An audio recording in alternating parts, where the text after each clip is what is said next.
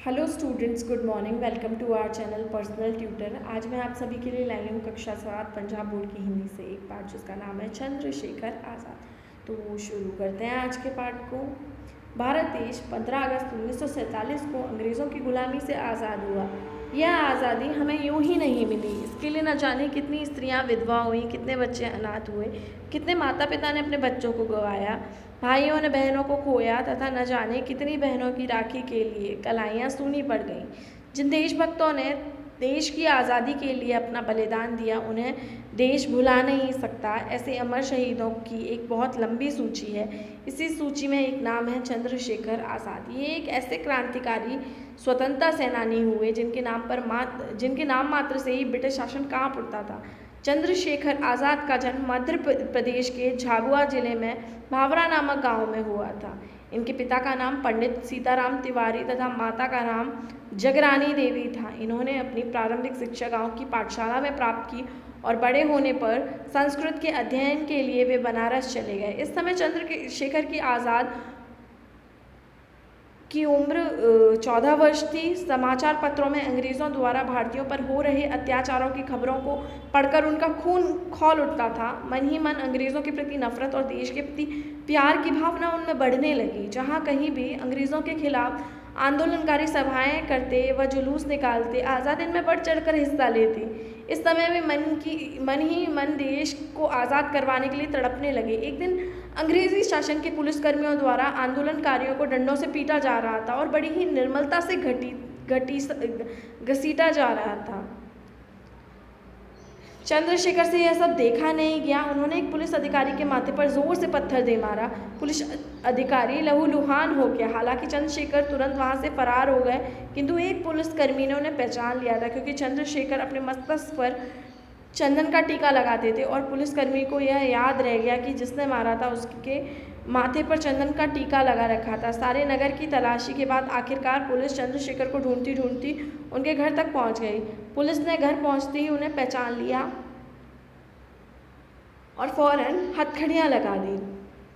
इसके बाद उन्हें थाने ले जाया गया और लाश को हवालात में रखा गया। अगले दिन उन्हें मजिस्ट्रेट के सामने ले जाया गया। मजिस्ट्रेट बहुत ही कठोर स्वभाव वाला था। मजिस्ट्रेट द्वारा पूछे जाने पर उन्होंने बड़ी निकटता से अपना नाम आज़ाद, पिता का नाम स्वतंत्र और घर का नाम जेल खाना बताया। इस बात से क्रोधित होकर मजिस्ट्रेट ने आज़ाद को 15 बेंतों का कठोर दंड दिया। जल्लाद उन्हें जोर जोर से बेंत मारता जा रहा था। जेलर गिनता जा रहा था। आज़ाद की पीठ पर बड़े बड़े घाव हो गए थे, लहू बह रहा था, किंतु उस समय भी वीर आज़ाद के मुंह से वंदे मातरम तथा भारत माता की जय के नारे निकल रहे थे।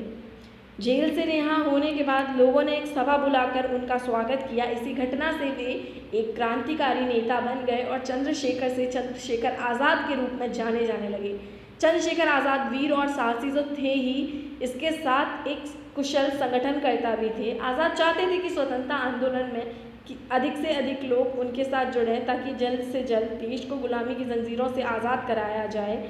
इसके लिए उन्होंने अंग्रेज़ी हुकूमत के अत्याचारों के विरुद्ध गुप्त तरीके से बड़ी कुशलता से मंदिरों, मस्जिदों, स्कूलों, कार्यालयों आदि में पर्चे बांटे। धीरे धीरे लोग उनसे जुड़ने शुरू हो गए। क्रांतिकारियों का एक बड़ा दल तैयार हो चुका था। सभी अपनी जान पर हथेली पर रखकर स्वतंत्रता के महासंग्राम में कूदने को ललायत रहते। अंग्रेज़ों के पास अपार शक्ति थी। इस क्रांतिकारी दल के पास अंग्रेज़ों का सामना करने के लिए हथियारों की कमी थी। धन का अभाव हथियारों को खरीदने व अन्य क्रांतिकारी गतिविधियों में आड़े आने लगा। इसलिए क्रांतिकारियों ने धन की कमी के चलते अंग्रेजी सरकारी खजाने को लूटने की योजना बनाई। 9 अगस्त 1945 को एक दिन उन्होंने योजना बनाकर लखनऊ के निकट काकोरी में ट्रेन को रोककर सरकारी खजाना लूट लिया। आज़ाद के साथी अशफाक उल्लाह, राम प्रसाद बिस्मिल, राजेंद्र लाहिड़ी, रोशन सिंह को इस कांड में शामिल होने पर फांसी चढ़ा दिया गया। राम प्रसाद बिस्मिल तो एक अच्छे शायर भी थे। जब उन्हें फांसी हुई तो उनके मुंह से निकला, शहीदों की चिताओं पर लगेंगे हर बरस मेले, वतन पर मरने वालों का यही बाकी निशान होगा। इसके बाद चंद्रशेखर आज़ाद झांसी के पास डीकनपुरा गांव के जंगलों में ब्रह्मचारी वेश में हरिशंकर नाम से रहने लगे। पुलिस उनका पीछा करती रही, किंतु वे उनके हाथ नहीं आए। भटकते भटकते और मन में देश को स्वतंत्रता दिलाने का जज्बा लिए एक दिन वे महान क्रांतिवीर सावरकर से मिलने गए।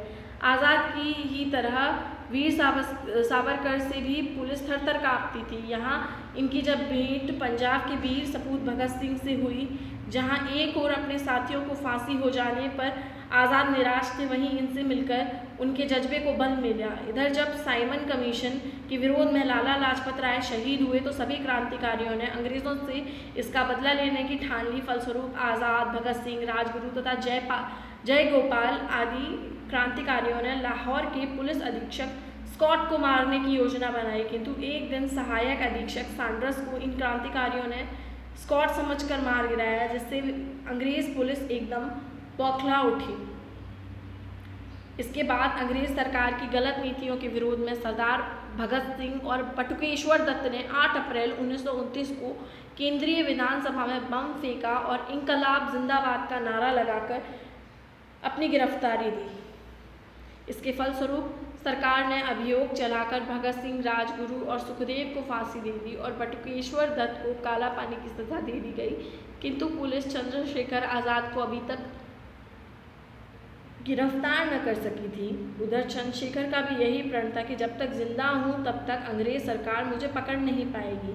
चंद्रशेखर आज़ाद को एक ओर जहां अपने वीर साथियों बिस्मिल, भगत सिंह और राजगुरु सुखदेव आदि के बिछुड़ जाने का गम था, वहीं दूसरी ओर वे सोच रहे थे कि फिर से नए दल का संगठन करके लोगों को स्वाधीनता संग्राम के साथ जोड़ा जाए। इधर अंग्रेज सरकार के लिए चंद्रशेखर आज़ाद सिरदर्द बने हुए थे। पुलिस ने जब आज़ाद को सीधे तरीके से नहीं पकड़ पाया तो उन्होंने एक साथी तिवारी को लालच देकर अपनी तरफ मिला लिया।